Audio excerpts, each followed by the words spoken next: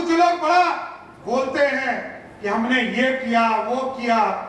आप याद कीजिए साथियों, 1990 से लेकर 2005 तक की सरकार को बिहार की जनता ने देखा है, बिहार में पैसा खर्चा ही नहीं होता था। सरदार अटल बिहारी वाजपेयी जी ने जिस सरकार में सैयद शाहनवाज जी मंत्री हुआ करते थे, राबड़ी देवी जी बिहार की मुख्यमंत्री थी, उन्होंने आग्रह किया कि विशेष सहायता कीजिए, झारखंड बट गया, सारी इंडस्ट्री चली गई, हमको विशेष सहायता कीजिए।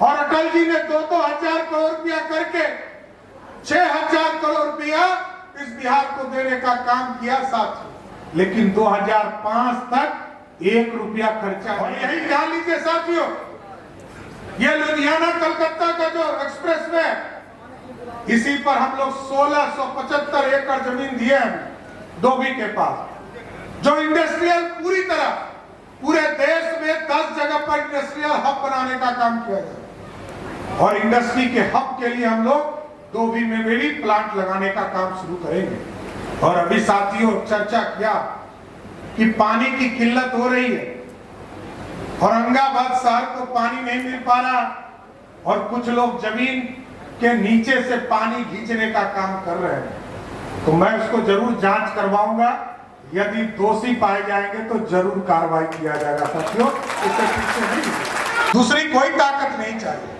हम दूसरे को चीनते हैं। दूसरे लोग 15 साल तक बिहार में राज किए, वो पैसा भी खर्चा नहीं कर सकते साथियों।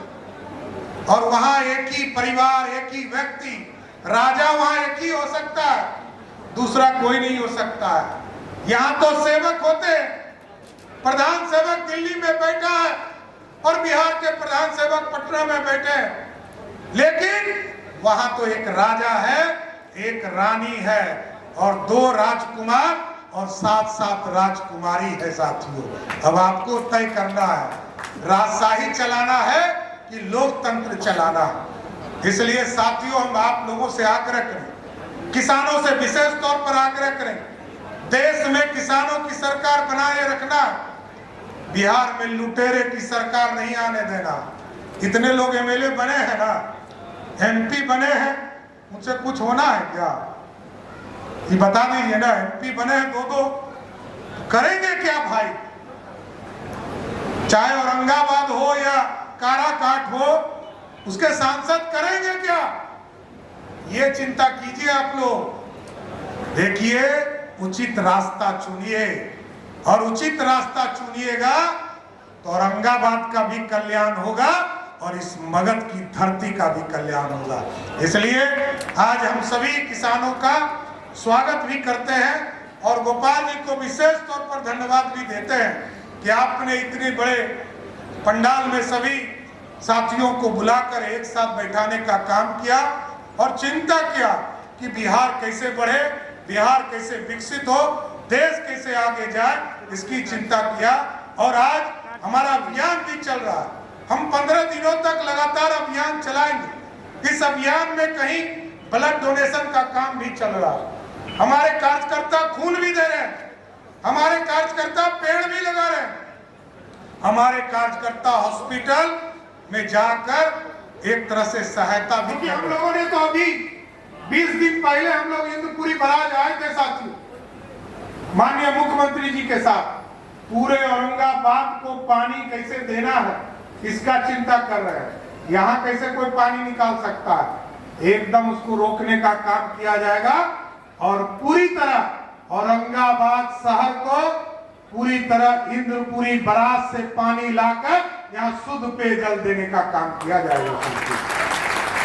इसलिए साथियों, लगातार भारतीय जनता पार्टी इस देश में विकास के कार्य कर रहे हैं और मैंने कहा कि खजाना का रास्ता बिहार की तरफ खुल गया।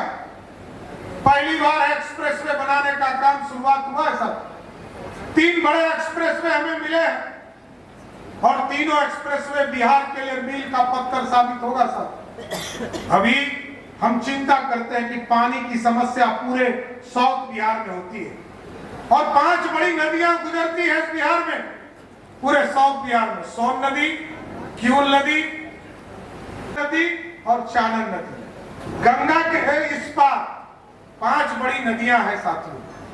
और हम लोगों ने जिस तरह इंद्रपुरी बराज बनाने का काम किया है, हम आपको स्वस्थ करना चाहते हैं कि हम एक्सप्रेसवे जो बनाना चाह रहे हैं बक्सर से लेकर भागलपुर तक, इस 5 जो हमारा टेल पॉइंट है जो गंगा में पानी चली जाती है और सीधे गंगा से पानी सीधे बे ऑफ बंगाल चला जाता है, हम कोई यूटिलाइज नहीं कर पाते। हम लोगों ने तय किया, अभी डीपीआर का काम शुरू किया है। अभी बक्सर से लेकर ये जो 5 नदियां हैं, इन सभी 5 नदियों पर बांध बांधने का काम करूंगा, जिससे कि बराज से पानी जो है 0% जो पानी हम यूटिलाइज करते हैं, इस पूरे पानी को हम फिर से रिवर्स करके पानी का यूज कर पाएंगे, इरिगेशन के काम में लाएंगे। हम इरिगेशन के लिए हमारे पास पानी नहीं बचता, हम इंद्रपुरी बराज पर निर्भर होते हैं।